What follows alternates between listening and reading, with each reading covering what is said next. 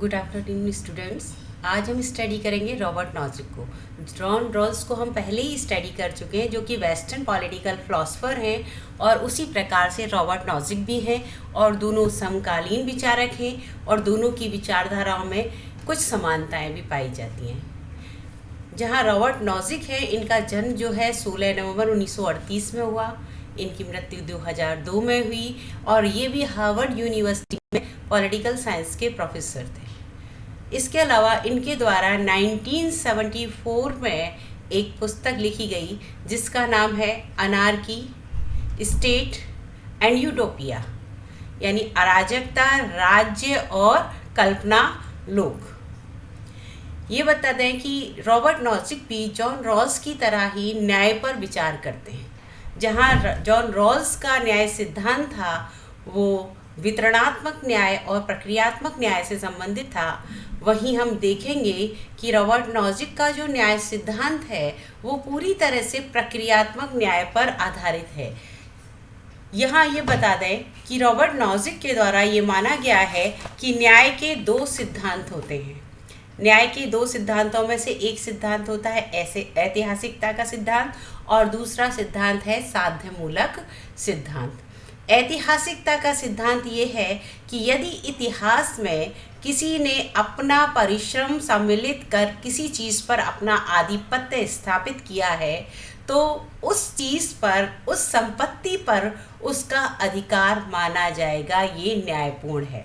इसी प्रकार दूसरा सिद्धांत है साध्यमूलक सिद्धांत, जो कि साध्य को अहमियत देता है। उपयोगितावादी सिद्धांत भी साध्यमूलक सिद्धांत में आता है, जिसमें कि अधिकतम व्यक्तियों का अधिकतम सुख को न्याय माना गया है, या राज्य के द्वारा अधिकतम व्यक्तियों के अधिकतम सुख की साधना करनी चाहिए। लेकिन यहाँ ये बता दें कि रॉबर्ट नॉजिक के द्वारा साध्यमूलक न्याय के सिद्धांत का खंडन किया गया है। उनके द्वारा ऐतिहासिक न्याय सिद्धांत को स्वीकार किया गया है।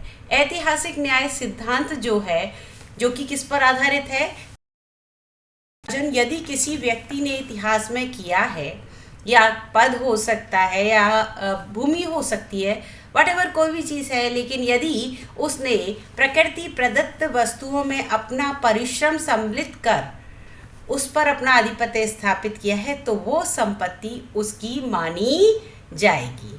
ये क्या है? न्यायपूर्णता का अधिकार, न्यायपूर्ण अधिकार है। और इस अधिकार का समर्थन लॉक के द्वारा भी किया गया है। लॉक ने भी ये माना है कि प्राकृतिक संसाधनों पर यदि व्यक्ति के द्वारा अपना परिश्रम सम्मिलित कर दिया जाए तो वह उसकी परिसंपत्ति मानी जाएगी। तो आप ये देखिए, ऐतिहासिकता के सिद्धांत का किसके द्वारा समर्थन किया गया है? रॉबर्ट नॉजिक के द्वारा समर्थन किया गया है। किस प्रकार से? जैसे कि जॉन लॉक के द्वारा किया गया है। यहाँ दोनों के सिद्धांतों का, या ये कह सकते हैं राइट टू एक्वेशन, दोनों के द्वारा स्वीकार किया गया है कि यदि किसी व्यक्ति ने प्राकृतिक संसाधनों में अपना परिश्रम इतिहास में सम्मिलित किया है तो वो चीज़ उसकी हो जाएगी। अब इसे ऐसे मान सकते हैं कि मान लीजिए कोई एक द्वीप है और उस पर कोई नहीं रहता, निर्जन द्वीप है, वहाँ कोई व्यक्ति पहली बार गया और उसने अपना परिश्रम वहाँ करके उस द्वीप को अपने रहने लायक बना लिया। तो अब वो द्वीप जो है, जितना कि उसने जितनी भूमि पर को उसने अपने आधिपत्य में लिया और उस पर अपना परिश्रम किया, उसको किसकी संपत्ति माना जाएगा? उस व्यक्ति की संपत्ति माना जाएगा। बाद में जो आने वाले व्यक्ति हैं, अब ये उस व्यक्ति के ऊपर है कि वो अपनी संपत्ति का हस्तांतरण किसी को करता है अथवा नहीं करता। तो यहाँ ये बता दें, ऐतिहासिकता का सिद्धांत का किसके द्वारा समर्थन किया गया है? रॉबर्ट नॉजिक के द्वारा किया गया है, और रॉबर्ट नॉजिक के न्याय सिद्धांत का ये प्रारंभिक बिंदु है।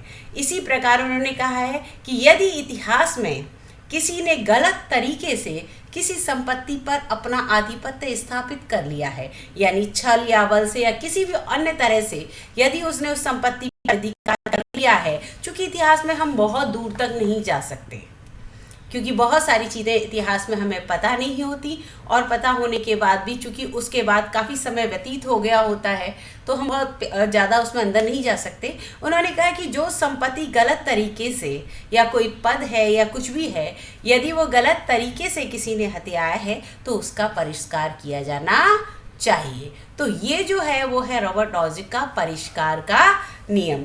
तो यहाँ ये बता दें अधिकारिता या हकदारी का सिद्धांत, जहाँ जॉन रॉल्स जो है वितरण की बात करते हैं कि वितरण कैसा होना चाहिए, न्यायपूर्ण होना चाहिए।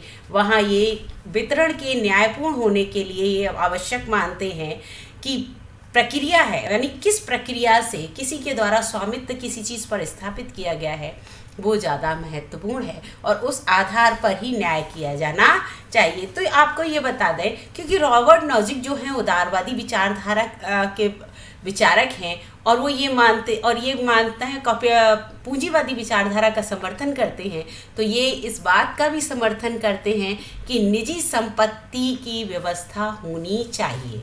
पैतृक संपत्ति को भी ये मान्यता प्रदान करते हैं। जैसे जॉन रॉल्स के द्वारा संपत्ति की असमानता को तो स्वीकार किया गया था, लेकिन तभी स्वीकार किया गया था कि जब वो संपत्ति व्यक्ति द्वारा अपनी योग्यता और मेहनत के द्वारा अर्जित की हो, और जो कि सबसे जो गरीब तबका है, या ये कर सकते हैं समाज का जो सबसे कमज़ोर वर्ग है, उसके हित में हो, तभी इस असमानता को स्वीकार किया जा सकता है। लेकिन रॉबर्ट नॉजिक के द्वारा इस बात का खंडन किया गया है।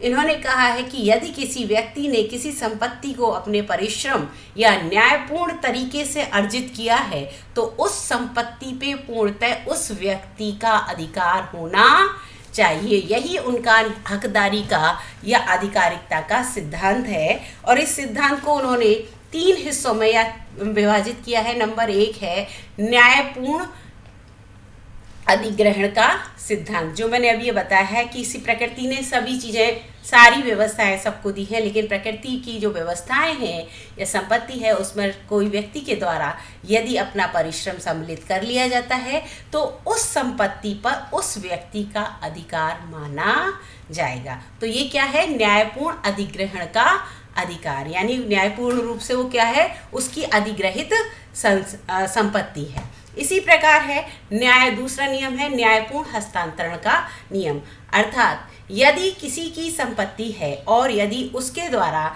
ये संपत्ति न्यायपूर्ण तरीके से अर्जित की गई है और इस संपत्ति का हस्तांतरण न्यायपूर्ण तरीके से किसी अन्य को किया गया है, तो वो जो हस्तांतरण है वो भी क्या माना जाएगा, न्यायपूर्ण माना जाएगा, और उस व्यक्ति को उस संपत्ति का अधिकारी माना जाएगा। लेकिन ये हस्तांतरण किस प्रकार से होना चाहिए, बलपूर्वक या अन्याय से नहीं, बल्कि न्यायपूर्वक या स्वेच्छा से होना चाहिए। इसी में एक सिद्धांत और इनका एक सूत्र निकल के आता है, वो है हर एक को उतना ही देना चाहिए जितना कि वो देना चाहता है, और हर एक को उतना ही लेना चाहिए जितना कि उसे देने वाला देना चाहता है, जितना कि उसे कोई देना चाहता है।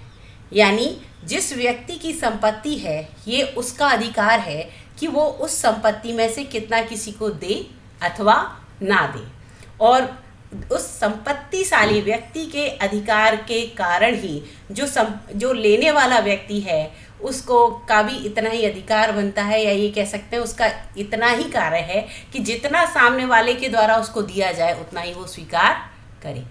तो दोनों जो इनका ये जो सूत्र है उसका दोनों ही तरह से एक ही अर्थ है कि संपत्तिशाली, या ये कह सकते हैं जिसके पास संपत्ति है, पद है, प्रतिष्ठा है, व्हाटएवर जो भी है, उसको उसकी इच्छा पर निर्भर है कि वो कितना किसको देना चाहता है, और जितना उसके द्वारा दिया जाए उसी को किसी के द्वारा ग्रहण किया जाना चाहिए या लिया जाना चाहिए। फिर उसके बाद तीसरा नियम है परिष्कार का नियम।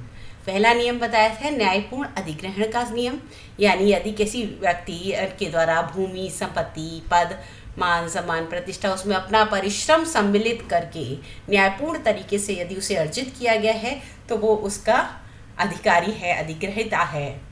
ठीक है। सेकंड था न्यायपूर्ण हस्तांतरण का नियम। अतः चूंकि वो व्यक्ति उसका अधिकारी है, स्वामी है, तो ये उसकी इच्छा पर निर्भर करता है कि वो अपनी संपत्ति को किसी को दे बेचे या किन्हीं भी नियमों पर वो किसी को हस्तांतरित कर सकता है, और उसको ये अधिकार है और उसके इस अधिकार से कोई भी उसे वंचित नहीं कर सकता, क्योंकि सबसे पहला व्यक्ति का अधिकार क्या है? स्वतंत्रता का अधिकार। अब ये बता दें, जहाँ जॉन रॉल्स के द्वारा भी अपनी विचारधारा में राज्य की उत्पत्ति का अधिकार जो है एक अनुबंध को माना गया था, वहीं रॉबर्ट नॉजिक के द्वारा भी राज्य की उत्पत्ति का जो अधिकार है उसे अनुबंध के आधार पर माना गया है। और उन्होंने ये भी माना है कि अनुबंध के अंतर्गत ये व्यक्ति का ने पहले ही कह दिया है कि उसकी स्वतंत्रता का उसकी स्वतंत्रता पर प्रतिबंध नहीं लगाया जाना चाहिए।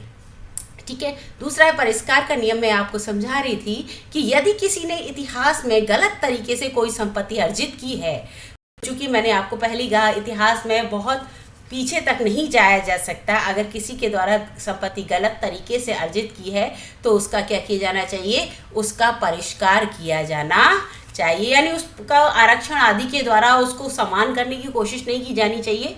फॉर एग्जाम्पल, यदि संपत्तिशाली वर्ग के द्वारा संपत्ति जो है थोड़े गलत तरीके से अर्जित की गई है तो उसको क्या किया जाना चाहिए? थोड़ा टैक्स लगा के छात्रवृत्ति द्वारा जिन लोगों के प्रति अन्याय हुआ है उनको छात्रवृत्ति द्वारा सुविधा देनी चाहिए। तो यहाँ जॉन रॉल्स जहाँ आरक्षण का समर्थन करते हैं, वहाँ रॉबर्ट नॉजिक आरक्षण का समर्थन नहीं करते। वो मानते हैं अगर इस तरह से किया जाता है तो वो व्यक्ति की स्वतंत्रता का हनन होता है, क्योंकि कोई भी व्यक्ति इस समाज में जितना पाना चाहता है उसके लिए उसे उसको अपनी योग्यता और मेहनत से पाना चाहिए।